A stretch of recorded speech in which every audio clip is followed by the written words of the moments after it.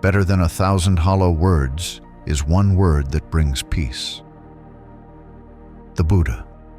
These words have echoed through forests, temples, and hearts for over 2,000 years. But what is this one word, and where does it come from? Tonight, we won't be searching for that word in books or noise, but in something far more subtle: silence. In a world so loud with opinions, expectations, and mental chatter, silence can feel foreign, even uncomfortable. But the great Zen masters knew it is within silence that the deepest truths arise, not through force, not through logic, but through stillness. In this quiet journey, you'll hear a story, a simple Zen tale, that holds within it the secret doorway to a peace most people spend their whole lives searching for. This isn't just a story to entertain the mind. It's a transmission, a key, a mirror that might just reveal something you've forgotten, that the silence you seek is already within you. And the beauty of this practice? You don't need to master anything. You don't need to silence your thoughts. You only need to listen, not to me, but to the silence beneath the sound. So find a comfortable place. Let your breath begin to soften. Allow the world to recede just for a little while. And as we enter this story, remember, the Buddha never shouted truth. He pointed quietly and waited. Let us step together now into that quiet space where insight waits in stillness. Let us now step into a story, the king who sat in silence. Some truths arrive not in thunder, but in hush, not in declarations, but in what remains unsaid. In a land where golden palaces touched the clouds, King Haru ruled with strength and wisdom. His empire stretched across rivers and borders. His name was etched into songs. And yet, every night, long after the palace had gone to sleep, he sat awake, visited not by enemies, but by a hollow feeling he could not name. "I have everything," he would say to the night air, "except peace." In time, whispers reached him of a monk who lived far from the noise of court, not known for miracles or sermons, but for his stillness. It was said that in his presence even troubled minds settled like leaves on calm water. So the king, in simple robes and without his retinue, traveled to this mountain hermitage. There, beneath pine trees and open sky, he met the monk. "I seek your wisdom," Haru said. "Tell me what I must do to find peace." The monk looked at him gently. He offered no sermon, only this: "Stay here for 15 days. Say nothing unless truly needed. Sit alone. Observe." The king was surprised. No incantations, no secret teachings. Just in silence? Still, he agreed, and so began his stay. Now pause, dear listener. Ask yourself, when was the last time you were truly silent? Not just with your lips, but with your reactions, without checking, planning, replying, or preparing your next move? In the first days, King Haru's mind was like a crowded marketplace. Every thought competed for attention. Every silence screamed. He paced. He sighed. He itched to return to his duties. But the monk remained nearby, calm, unmoved, saying little, just tending the garden, pouring tea, walking slowly through misted mornings. Gradually, something shifted. By day 4, Haru's restlessness began to melt. By day 7, he found himself watching the trees sway for hours. By day 10, he no longer needed to be entertained. The silence, once oppressive, had become spacious, like a room with open windows. Unpacking the metaphor. The palace in this story is not just a building. It is the outer life of achievement, the kingdom of doing. But the monastery represents a different realm, the kingdom of being, and Haru's crown. It was never only on his head. It was woven into his words, his titles, his identity. endlessly constructed and defended through speech, command, and opinion. By removing speech, the monk invited the king to remove the scaffolding of identity. In Buddhism, this is the beginning of insight, not adding more, but stripping away illusion. The Buddha often spoke of noble silence, a silence that is not empty, but full of awareness. In the Majjhima Nikaya, he said, "Silence, when spoken with understanding, is better than 1,000 words." And here, silence becomes both teacher and temple. In the absence of noise, Haru begins to hear not the world, but himself. And in that stillness, he sees what was previously hidden. His suffering was never caused by the palace, but by the inner turbulence he carried everywhere he went. By removing himself from the noise of others, he began to face the noise within. Let us pause again. Take a breath as if it were the first. Imagine sitting alone, not as punishment, but as invitation. What might you hear? Perhaps the sound of your own breath, the whisper of wind through trees, the faint pulse of your own life. This is where insight begins, not in books, not in debate, but in silence so deep the mind settles like dust. And it is in that stillness that truth often appears, not loudly but unmistakably. We will follow the king further, but for now, sit with this moment. Watch your own thoughts pass. You are not your crown. You are not your titles. Beneath all that, you are awareness itself. And in silence, you might remember. Let us now enter the stillness of story 2, the cricket in the temple. Sometimes the deepest truths arrive not in grand gestures, but in quiet patterns that repeat until we finally notice. In a quiet mountain temple, veiled by pine-scented mist and the first breath of dawn, a novice monk named Shin swept the meditation hall each morning. It was a task assigned to him with quiet formality, but over time it became something sacred, a rhythm that opened the day not with words, but with movement, breath, and care. One morning, as he moved his broom in slow arcs across the wooden floor, he heard it. A soft chirp, so faint it could have been imagined. He paused. There it was again. Chirp. Faint. Rhythmic. Coming from somewhere beneath the altar. Shin, curious but restrained, looked beneath the cushions, behind the incense burners, and around the cracks in the floorboards. But he found nothing. Still, the chirping returned each morning, always in the same moment. When the incense began to curl upward, when the hall was still, when no bells had rung and no voices had stirred. It was as if the sound only emerged in the presence of something rare and fragile, silence. Now pause, dear listener. Ask yourself, beneath the noise of your days, have you ever sensed a quiet truth trying to reach you? A knowing not forced but faintly persistent? Shin began to realize something subtle, yet profound. The sound had never been gone. It had always been there, waiting in the wings of silence. It was not silence that caused the cricket to sing. It was silence that allowed Shin to hear what had already been singing all along. And so he changed his way. No longer did he rush through his sweeping. No longer did he treat the silence as an absence. He began to linger after his chores, sitting cross-legged on the cool wooden floor, eyes softened, breath quiet, not seeking, not chasing, just listening. And always the chirp returned, steady, simple, undemanding. Yet in that sound, Shin began to feel a sense of clarity he could not find in scrolls or lectures. The cricket became his teacher, not by giving new information, but by drawing his awareness inward. Unpacking the metaphor. The cricket in this story is the whisper of inner wisdom, the gentle clarity that exists in all of us but is often drowned out by the rush of noise, opinion, and obligation. It does not shout. It does not force itself upon us. It simply waits to be heard.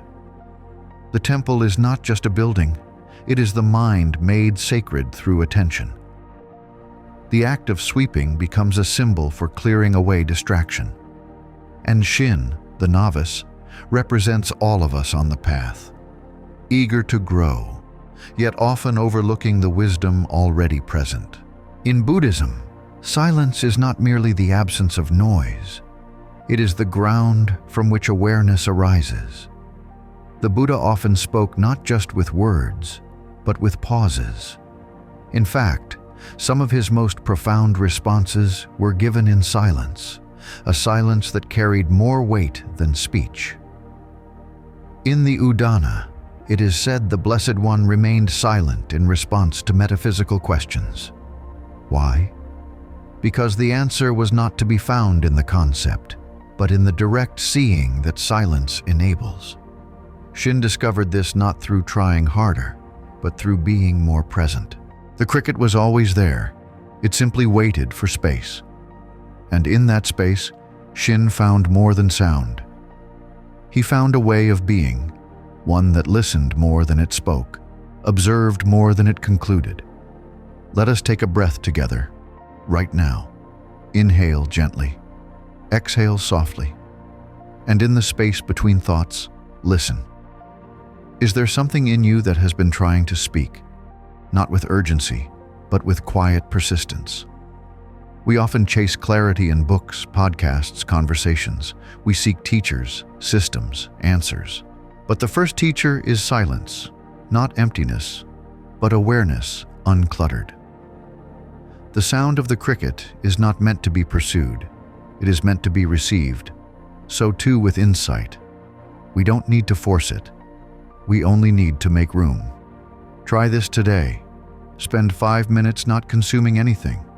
No phone, no task, no solving. Just sit, listen, and if nothing comes, that too is teaching. Because the act of creating space is itself a return. Shin no longer searched for the cricket. He simply allowed the temple to be quiet enough for it to speak. He swept not just the floor, but his mind. He sat not to achieve, but to notice. And in that noticing, the world softened, the moment deepened, the path unfolded, and so too with you. The cricket has never left. The world has simply been too loud to hear it. Silence is not what happens when the world stops speaking. It is what happens when you begin to listen. If you've been listening until now, dear one, you may already sense it, that quiet current beneath the surface of words. Silence, in the way the Buddha pointed to it, is not a mere absence of sound. It is a presence, a deep, unshaken knowing.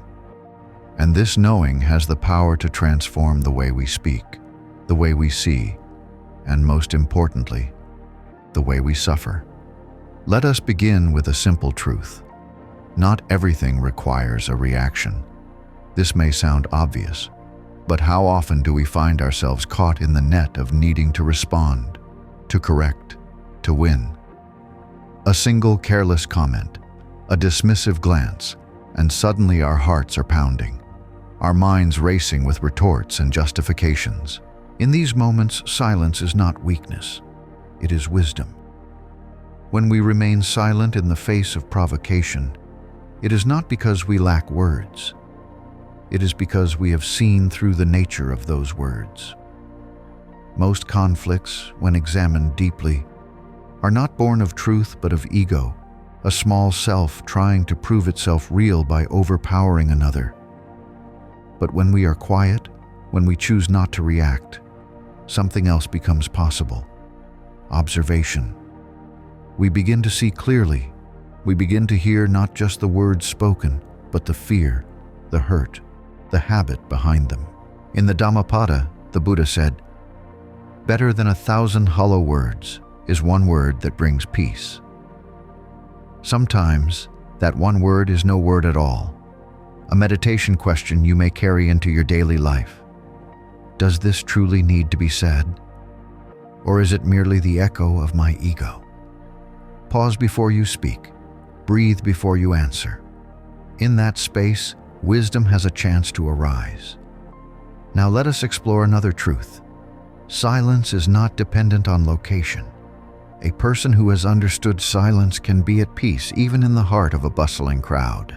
This is the deeper silence, not of the ears, but of the mind. A stillness that is not disturbed by noise, because it is rooted in awareness.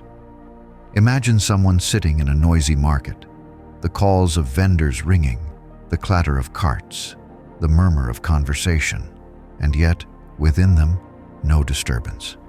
This is not aloofness. This is presence. A presence so grounded it does not chase sound nor flee from it. The person listens, but not only with ears. They listen with their whole being. In Buddhism, this is what we call shan niem, right mindfulness. It is not about tuning out the world. It is about tuning in so deeply that you are no longer divided from it. You hear not just the noise, but the silence between the notes. You see not just the movement, but the stillness that underlies it. A lotus does not wait for clean water to bloom. It opens in the mud, and it remains unsoiled because it holds to its own stillness. So too with us. We need not wait for perfect conditions to find inner peace. We simply need to stop moving with every current, to return to the center, again and again. Let us be lotus-like. Let us not demand that the world become quiet for us to feel peace. Let us instead find the quiet within ourselves and carry it like a lantern through all circumstances. Try this today. As you walk, listen without needing to judge. As you sit, breathe without needing to adjust. As you speak, pause before offering your words. Let your silence be intentional, not empty. Let it be a space where understanding can blossom. Remember, silence is not passive. It is alive. It listens. It watches. It heals. And often, it teaches more than speech ever could. So the next time you are tempted to fill the air with words, consider the lotus. It says nothing, yet its presence changes the entire pond. Be like the lotus. Be like the silence that holds all sound. And in doing so, you may find a peace that does not leave, even when the world grows loud. What happens when we stop speaking, not just with our mouths, but with our minds? Silence is not just a pause between words, it is a doorway. And for those who are willing to walk through it, it opens into something rare, a deeper knowing of oneself. When we stop talking, stop explaining, stop performing, something profound begins to happen. At first, it can feel uncomfortable. The mind, so used to being active, starts to itch. Old thoughts rise, forgotten emotions stir. But this is not a disturbance, it is a revealing. In silence, what was hidden comes gently to the surface. The noise of our outer world, which so often drowns our inner clarity, begins to fade. And slowly, like moonlight revealing a calm pond, we start to see ourselves more clearly. The Buddha often spoke of the importance of seeing the mind as it truly is. He did not ask us to suppress our thoughts or judge our feelings. He asked us to know them, to observe them with calm attention, like watching clouds drift across the sky. Silence gives us the space for this seeing. It is like a mirror that does not speak, but shows everything. Lao Tzu once said, "To know others is intelligence. To know oneself is true wisdom." This is not just a poetic line. It is a living truth. We spend so much of our lives trying to understand the world, reading, researching, responding. But how often do we turn that gaze inward? How often do we sit long enough, quiet enough to meet ourselves? Silence invites this meeting. It does not rush us. It does not demand performance. It simply waits, with a patience deeper than time. And in that patient space, something ancient awakens. We begin to see not just our habits or our opinions, but the deeper currents of our being, the places we have avoided, the truths we have whispered to ourselves but never fully heard. Now pause for a moment. Take a breath. Place one hand over your heart. Can you feel it? Beneath the stories, beneath the plans, beneath the striving, there is a presence. It is not loud. It does not need to be. It has always been there like a still pond beneath stormy skies. And from this presence, something remarkable grows. Compassion. When we see ourselves clearly, not as we wish to be, but as we are, a softness arises. The judgment begins to loosen. We realize we are not broken, just busy. Not lost, just distracted. And in that realization, there is peace. Let us now turn to a second truth. Silence does not only reveal, it restores. Imagine a glass of muddy water.